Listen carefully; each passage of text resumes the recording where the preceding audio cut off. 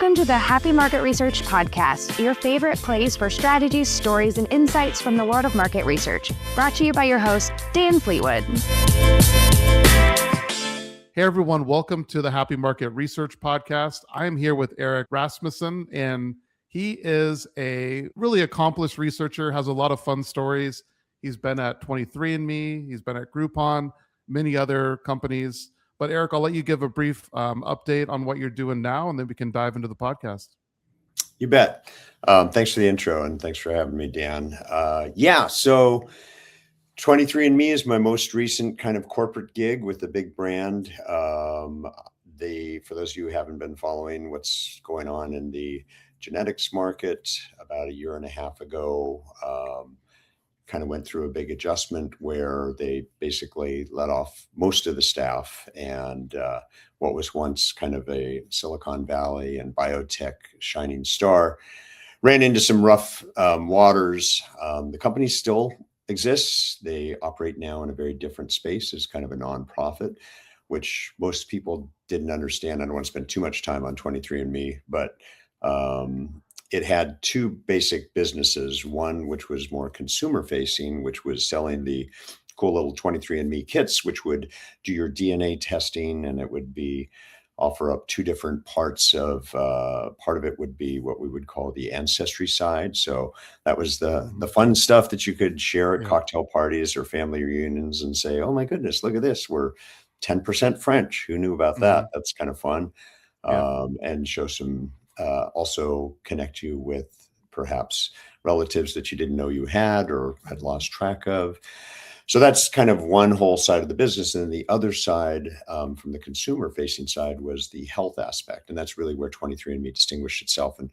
And that's where it differentiated as a company from some of the others like Ancestry, is that it was grounded in the science of trying to utilize and understand how your DNA is going to help dictate your future health, and to be more informed and to actually take some positive steps in advance. And that's really what the North Star was for the company.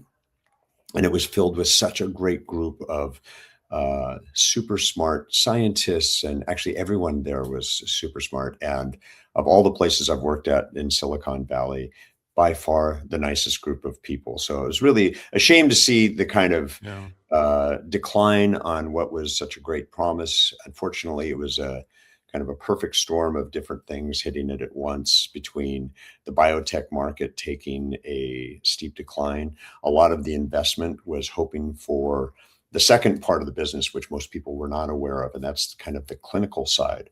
So the benefit of having 15 million plus people already genotyped was that you were able to break down and start examining this in a way to understand, oh my goodness, these kinds of DNA variations are going to be responsible for things like Parkinson's and sickle cell anemia and other areas where they had made tremendous advances, way more than other organizations that were working on treatments and cures for these things. And anyway, so a lot of Wall Street was waiting for one of those breakthroughs. Are they going to come up with the next cure for cancer or whatever?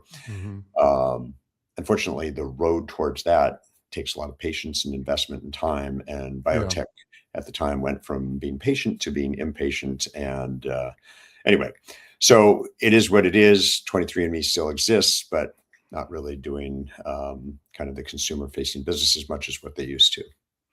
Yeah, I think everyone knows. I mean, 23andMe, I mean, I've heard about it. I know some of my family had done the DNA testing side of it, not, obviously the clinical side that you mentioned.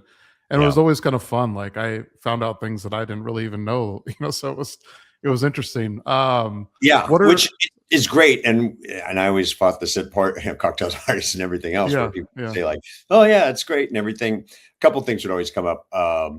It was amazing also how many people in my friend group and otherwise that I had no idea that would come up and say like, I'm adopted. I have no idea who my parents are. I've been using this to understand, both to connect people and also to understand my health thing. And that's the thing that we always tried to stress, is that, sure, the cocktail party stuff is kind of fun. Like, oh yeah, who knew I was X%, whatever.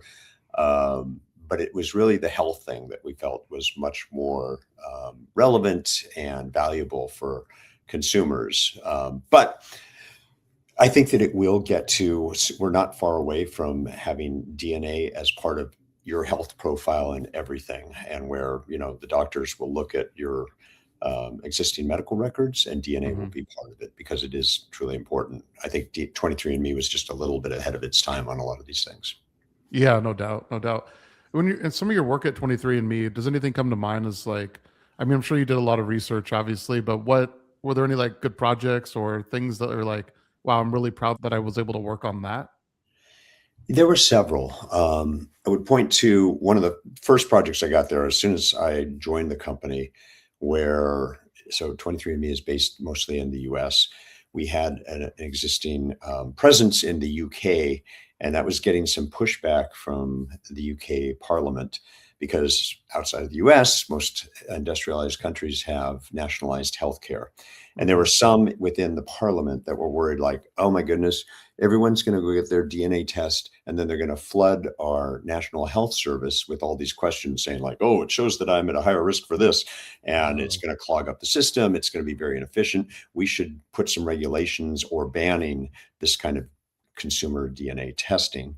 Obviously, this was not something that in 23andMe's best interest. So I actually looked at it, ended up doing a lot of studies with the people in the UK that were utilizing it. I was able to show several different things. First of all, that less than 4% of the people actually took their results to their doctor in the Oh National wow. Healthcare Service over there. So it was kind of a non-issue. So let's take that off the plate, first of all. Hmm. And then I Hmm. was able to dig deeper because I saw that when people got their results, especially on the health side, there were positive health steps that they would take. And I would define these in a number of different ways. So it would be like I cut down, or I stopped smoking, or I cut down on drinking, or I started Hmm. getting more exercise. I improved my diet. I started getting more sleep. There were several different ones. And it showed that the majority of people, once they got these, did this. So that was actually showing the net positive effects of having this. In fact, to the point where I felt like after I had put all this data together, the UK government should be subsidizing this or paying for everyone. And I felt strongly about that. And I felt like that's also the future. I wanted to Hmm. go to several different countries and say, look, here's the net benefit analysis. If you get this, everyone in the country tested, you will save X amount of dollars. And it's significant. And you might be saying, like, well, give me a break. It's just a test. Why would it have an effect? And this is a real great insight into human nature. Hmm. If we tell people that, like, smoking's bad for you, drinking's bad for you, you need to get more sleep, you need to get more exercise, everybody knows that. You see it on billboards all the time. It's public service announcements. It's different when you see it in your own DNA because nothing's more personalized. And when you're able Hmm. to see, like, oh, shoot, Dan, this is about me, Dan. And it's saying that if I don't do these steps, I'm at a higher likelihood of type 2 diabetes or whatever it is, Yeah. then that clicks for people in a way that a billboard doesn't because it's so much more personalized. Hmm. And, you know, that's one of those things that I feel like it will someday be part of standard medicine where it will, you're going in to see your doctor and here's your whole DNA lineup so that the doctor is aware that, like, oh, shoot, based on this, you have a higher likelihood of getting X, Y, and Z. So we're going to take these steps to avoid that. And it's all about prevention as opposed to, ounce of prevention, pound of cure kind of thing. So Yeah. that was a big one. We replicated it in the United States, and we found that in the US, people that got their DNA kit, 76% of them took positive health steps after they received their results. Wow. Wow. So, I mean, you can think of a lot of show me something else comparable that for a very low price, you can get people to actually do the things that they're supposed to do. So granted, I'm an evangelist on this, but I think that, Yeah. health services should be subsidizing this, just making the standard so people have a better idea about this is what my future health might be.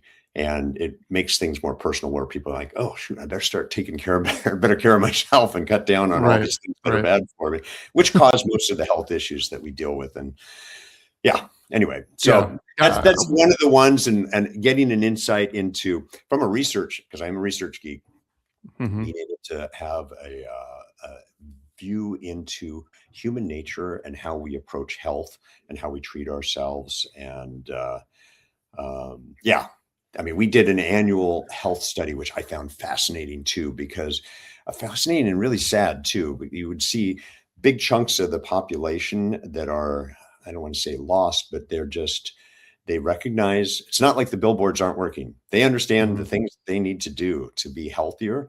And it's around exercise, it's around diet, it's around cutting bad habits of smoking and drinking. These are the main ones that are hurting people. And they just can't. And you dig into the data, it's like, well, they're working 2 jobs. They've got kids. They've got all these other things. And sure, they'd love to go and do yoga in the middle of the day, but it's just not feasible for most people. So they're kind of caught in this bad cycle. And I wish there was the group that you see on TV in the ads all the time, like, oh yeah, they're working out, they're eating right, they're making nice salmon. That's essentially 10 to 12% of the population that are really focused on their health, and they have the disposable income and the time to be able to do all these things. Yeah, that makes sense. And one thing I really like about what you're mentioning is, I think a lot of people hear these stats, obviously, like, smoking's bad for you, you should drink less, you should exercise. But if you can quantify it based on your DNA, and that's very personal, like you mentioned, right? So it's like, oh, I'm 50% higher risk for XYZ. I better do something about it. And it's very actionable, I would say, right? So exactly. And it's really low cost, because a doctor can sit and, shake their finger at them for, and that's also kind of the theme that I heard time and time again, is that people would say, yes, I go and see my doctor once a year, and he says that I need to eat better, I need to get more exercise, I need to get more sleep, I need to have less stress in my life. It's like, yeah.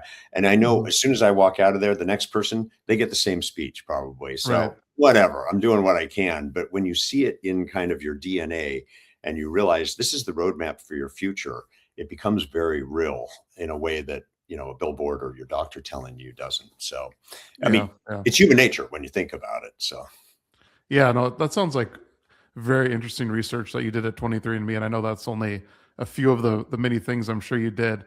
I want to do a hard pivot here and talk about NPS. So you have I didn't know there wasn't a better transition, so I just did hard pivot there. Yes. I'm curious.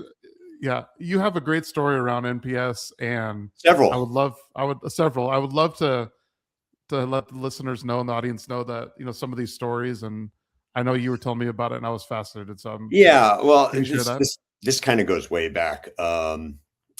So for those less familiar, NPS, known as the Net Promoter Score, came from Bain Consulting, and Fred Reichel was the author of it. And so the idea behind it is that you only need one metric in research, and that is, how likely are you to recommend this? And then there's a happy little equation where you take only the top 2 in that 0 to 10 scale, and those would be your promoters. You throw everybody else away and just focus on those people that are willing to recommend your service to others.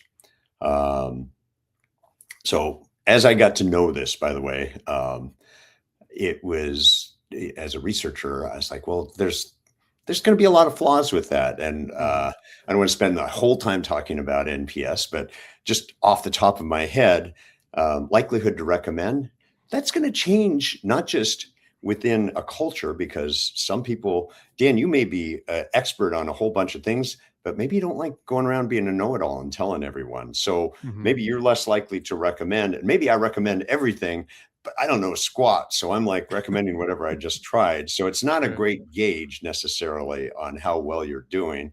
And also, if you're talking about an international product, then some cultures, like the Japanese or some of the others, are much less likely to ever recommend. Does that mean that your service is doing much worse in Japan than it is in some of the other cultures? No, obviously. And the other thing, one of the other issues that I have is that you only pay attention to those people that are your high recommenders. So people that say on a 0 to 10 scale, how was the product? And you say, like, I give it an 8, as far as how likely I would be to recommend. In this world, you don't pay any attention to those people. Basically, you throw them away. You don't care about them. And I think of myself on most 0 to 10 scales as an 8 and that means I'm giving them a really high rating. I like their product a lot, but in this world, don't pay attention to them. They're worthless to you. And one could even argue that those are some of your best customers. And even then, when you get below 8 and you get into like the 5 to 7 range, those are people that you should actually be paying the most attention to, in my mind, and trying to, how do I move these people up? How do I, as opposed to just tossing them in the into the trash bin. And then anyway, and here's another one that would be kind of a killer for the whole NPS theory, is that likelihood to recommend changes over time. So I did a whole study and looked at a bunch of big brands. So NPS score for something like Amazon, really strong in the early 2000s. Why? Because it was new. Now, how likely are you to recommend Amazon now, or 10 years, 10 years ago? Everybody knows about it. Like, hey, there's this great new site I got to tell you about. It's called Amazon. You're going to look like a jerk. You're like, what are you talking about? So likelihood to recommend for Amazon, steady decline like this. Does it mean that Amazon's doing a worse job? No. Does it mean that people are less likely to go around recommending? Sure. So it's a skewed one for certain types of things. And then also I worked at companies like eBay and even Groupon and 23andMe. And you can imagine scenarios where people would not necessarily want to say like, hey, I'm taking you out on a date tonight. I got it on a Groupon. You should really be using Groupon. Fair point. Yeah. You can have a great product that you just don't want to recommend. And that's not even counting like trying to use NPS in a health type environment. So 23andMe is, we consider ourselves health, but a lot of the consumers didn't. But you can imagine if you were working for like HIMSS, which, specializes in mental health and ED products, that you don't go around saying like, hey, guess what I've been using? I recommend this company.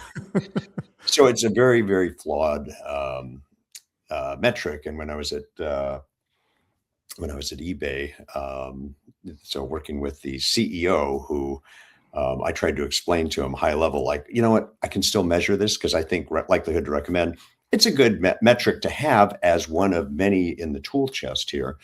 Sure. But not the only one. And he came from Bain. So he was very much like, you just don't understand. I'm going to set up a meeting. So he had actually Fred Reichelt, the author, come in, and it was a very small meeting in a conference room with the president of the company, Fred, and me.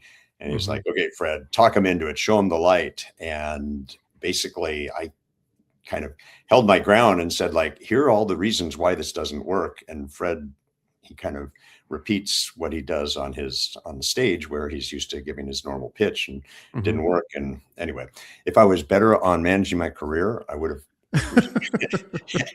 acted a lot more differently, but I'm kind of a research geek by nature. So so my career was not going to go well over at eBay after that one. So, but I stand on the righteous ground there, I feel like. Yeah. Anyway, so that's kind of NPS. I've got a whole different presentation, which I should do on like one of those TED Talk thingies, which really talks about, like, imagine you going in and talking to a doctor, and you've got, like, let's say you're having stomach issues and your arm is messed up, and you go into the doctor and he says, no.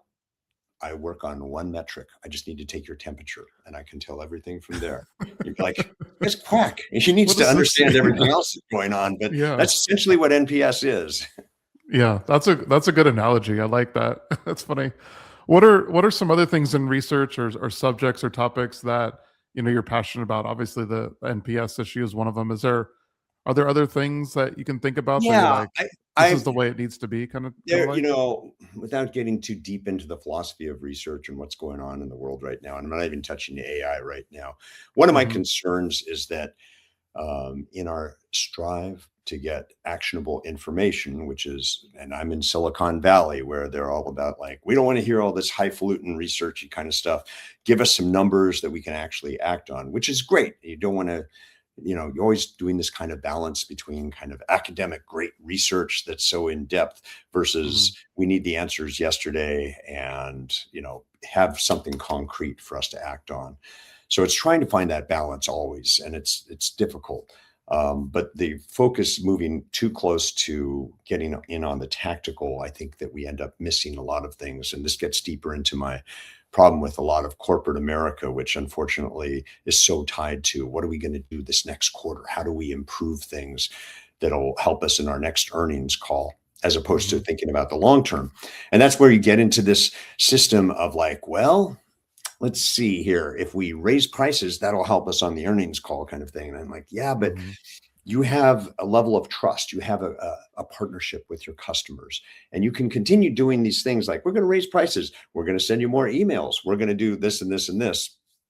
And you start eroding the trust. And that, I feel like, is the only one who's going to stand in the way there is the researcher, to be able to try and measure that metric and understand and be the person standing on the desk waving and, turning on the red light saying, you can do a little bit of this, but let me show you how you're going to hurt your brand and how you're going to hurt this relationship that you have, this trust between you and your customers. So for the short term, you can get away with it. And that's what often happens. Like, see, we raised our prices, our numbers were up. They loved us in Wall Street. And our customer base is still about the same. I'm like, yeah, it takes a while. It's a lagging indicator on the trust metric. And it's short-term game for long-term loss, and you're mortgaging your future. And unfortunately, I've been on that, especially over at Groupon, where we started doing these things that would help our look at on our Wall Street calls, but it damaged and eventually, irreparable damage to the brand and to the relationship with the customer.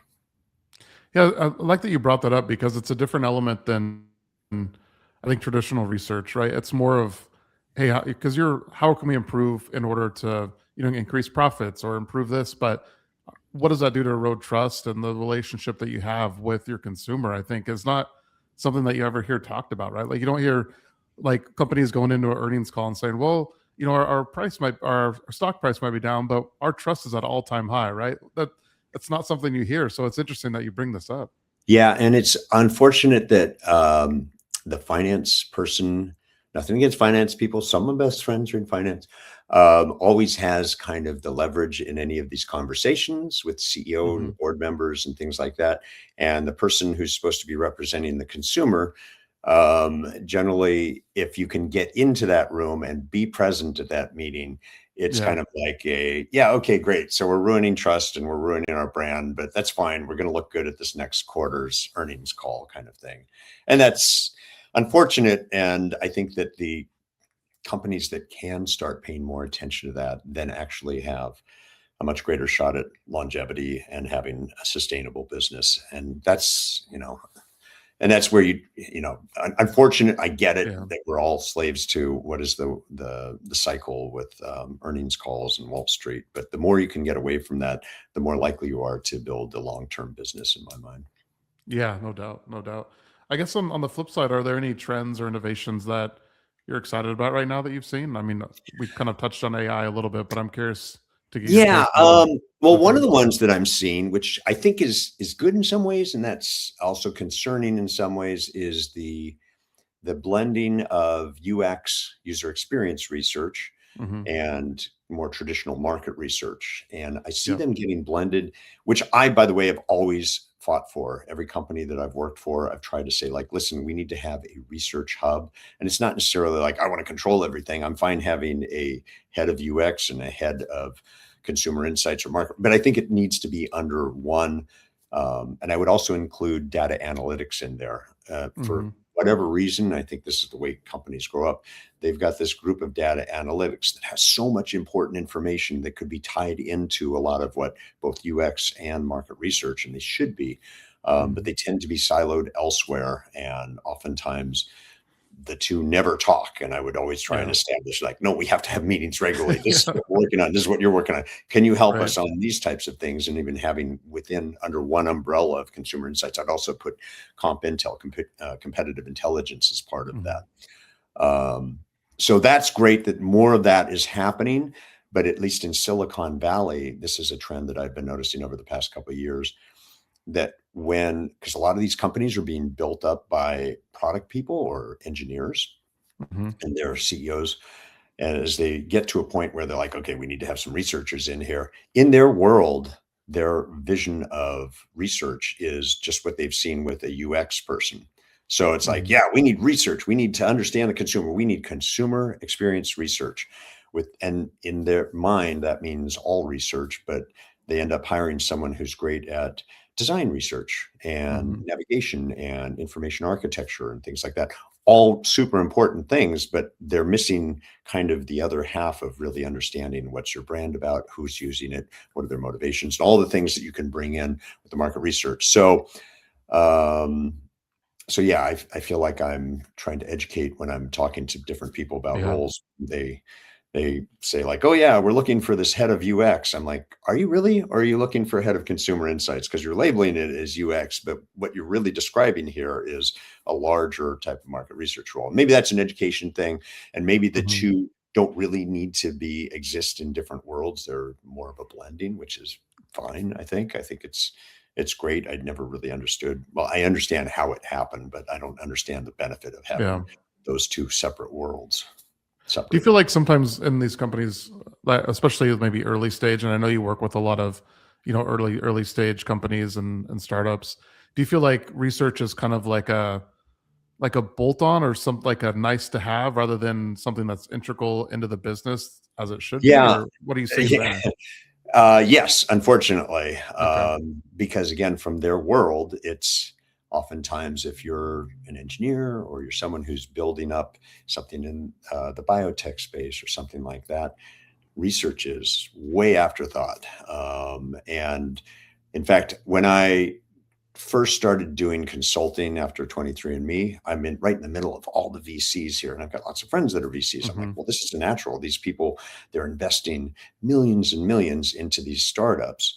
And I could probably help on both ends. The first Mm-hmm. end, helping them decide where am I placing my bets? And does this brand or does this company, the startup, these, five guys in a garage, does their concept actually have legs? Does it have a Yeah. future, and what does it look like? And then on the back end, once they've brought them in as a VC and they're trying to help them, trying to help nurture them and help grow them, could really help them because those five guys in the garage, they can't afford a researcher, nor do they even know what they don't know. Right. Go in and kind of like work with them and help them say like, actually, you guys started building something that doesn't really have a market. There's nobody looking for this, but your technology could be used in these ways. And there's a great opportunity over here, or help them stay on the path that they originally started on, because oftentimes it starts taking a left turn. Yeah. Unfortunately, as I learned, or fortunately, you never know, VCs don't work quite like that. And a lot of the guys, there's a lot of egos involved in the VC world. Mm-hmm. And a lot of them, when I would pitch them on these kinds of things, they're like, yeah, you know what? I've been in this business now for 15 years as a VC, and I've got the gut. I know which ones are good and what's bad. So basically it was like, you're moving in on my territory. And this is really how I sell myself as the VC. Mm-hmm. So we don't understand this research thing, nor do we want it, kind of thing.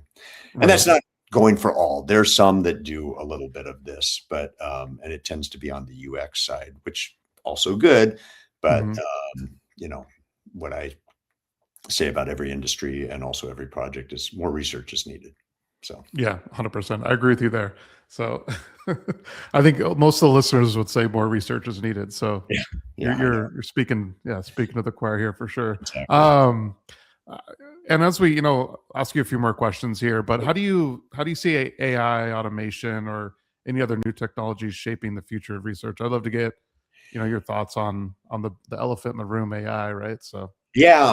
Well, I'm old enough not to date myself here to remember kind of the early days when I first started in on research, where it was largely, phone calls and mall intercept. And this is the way we were gathering public opinion.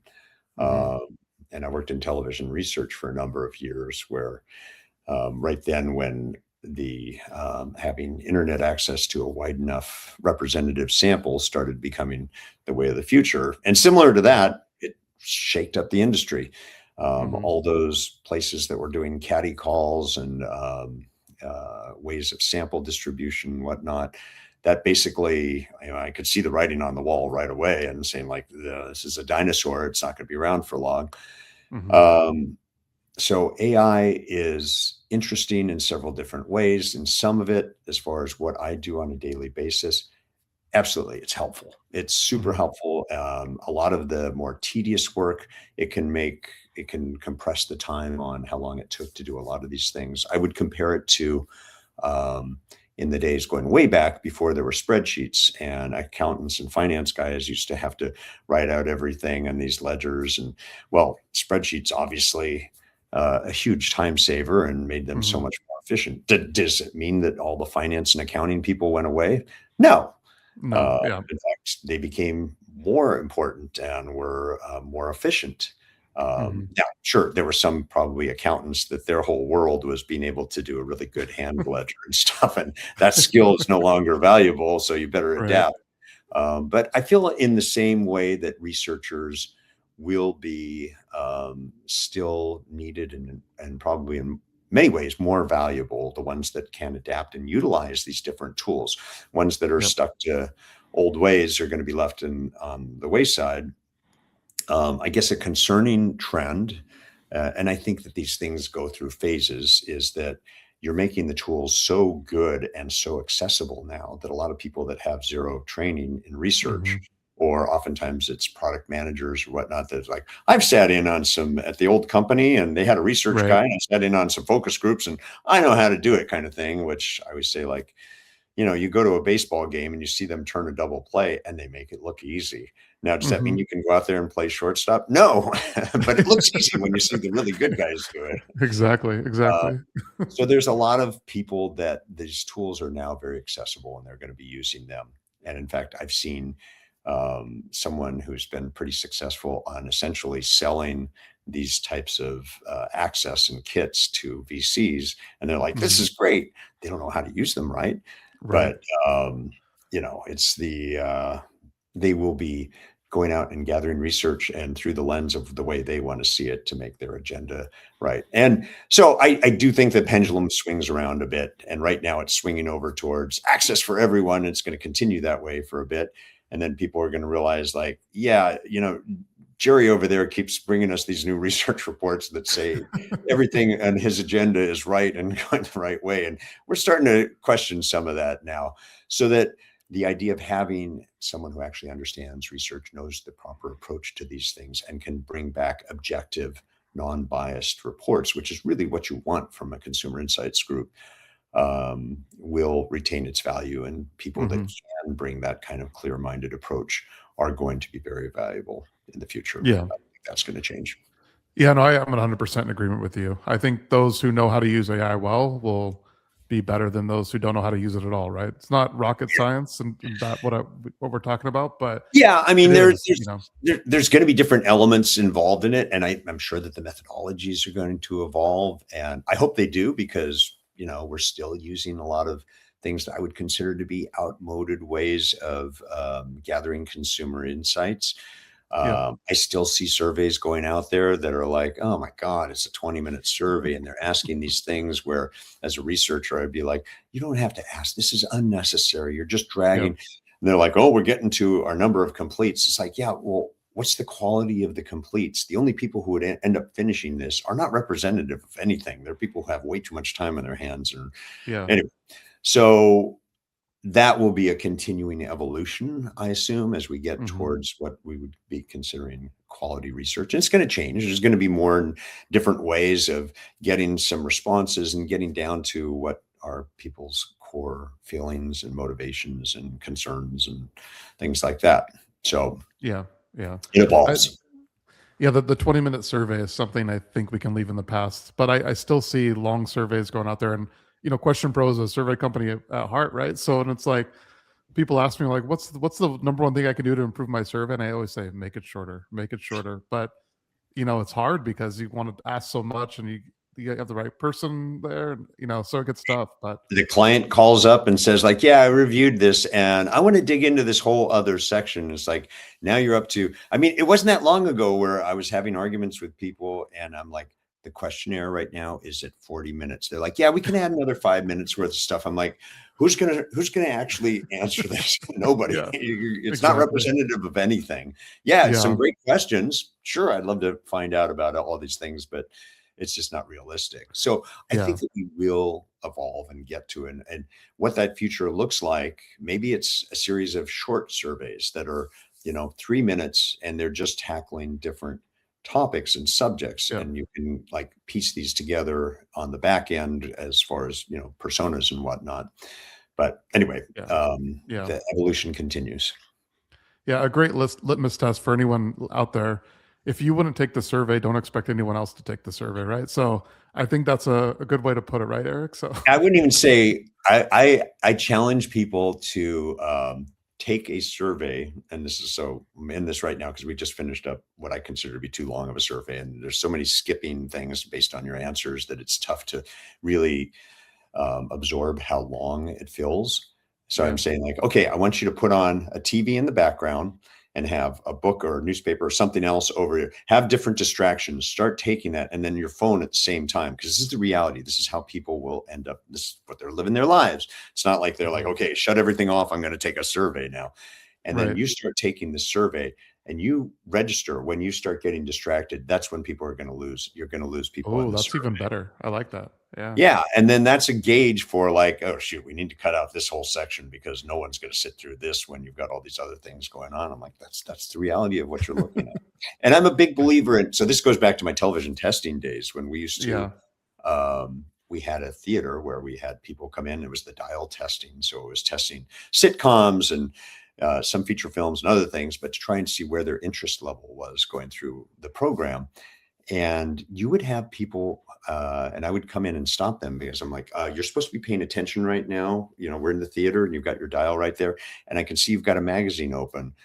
And once there was times where people would, because it was theater seating, they would sit down on the floor and kind of stretch out and be like, what are you doing? You got to sit up in your seat and stuff. And they said, this is how I watch TV at home. This is how I enjoy it. This is the way I consume it. And Right. sometimes with magazine, that's the way people do it. I'm like, you know what? Good point. If that's the way you do it at home and you're still able to register, that's actually much more relevant than forcing you to sit there in an unnatural environment. Yeah, no doubt. No doubt. Well, Eric, this has been a ton of fun. I guess the last question I want to ask you is, we've been talking about some advice, but what's the one piece of advice that you'd give someone looking to improve their approach to research? Any takeaways there? Oh gosh, it's as a good researcher, you answer every question with it depends. It depends Yeah. on the person, because I would say if I was to give one blanket things, there's a ton of super smart people in research, especially coming out of because I talk at different schools, and they're really well grounded in both the statistical and some of the other methodologicals. They're into different kinds of modeling, and I think that's all great and it's super important. What I Mhm. think often when I see those people and I start talking to them is that the one thing that they need to do, and that's also sometimes the toughest, and that's how do you, first of all, listen to your internal clients or the people that you're working with to really understand what's going on, as opposed to just like someone called me up and said they need a max diff study, probably Mhm. because they saw it on something. And Yeah. as opposed to really understanding what's the end goal, what are we trying to get there? And then the second part is being able to take that data and to translate it into ways that people can actually understand and absorb. And that kind of comes back to storytelling. And how do you take data like this and turn it into a coherent story? And unfortunately, those are not easy skills to learn overnight. It takes practice, but it's Mhm. really about the non-technical side of the business. But it's just as important. As I would always tell my staff, if we do great research, but we're not able to communicate it clearly and get it into the hands of the people that can actually do something with it, then we're just kind of making ourselves feel smart, and it's only helping us Right. Right. we're talking amongst each other. Yeah, no, those are great tips, great takeaways there. If listeners want to connect with you and learn more about your work and just maybe have a conversation, what's the best way for them to connect with you? Is it LinkedIn? Is Yeah, there another LinkedIn's way? probably the easiest way. Eric Rasmussen, and yes, there are several Eric Rasmussens out there, but it's John Smith in Denmark. There you uh, go. but yeah, no, always happy to talk to people, and I love mentoring, so helping younger people in the business, and Always enjoyed these kinds of conversations, Dan. You're a thoughtful person who really understands the business in a deeper way, and it's great to surf it or to bring up these different topics. So I appreciate your time. Yeah, no, thank you for that. And thanks again for coming on, Eric. Really appreciate it. Excellent. Thanks.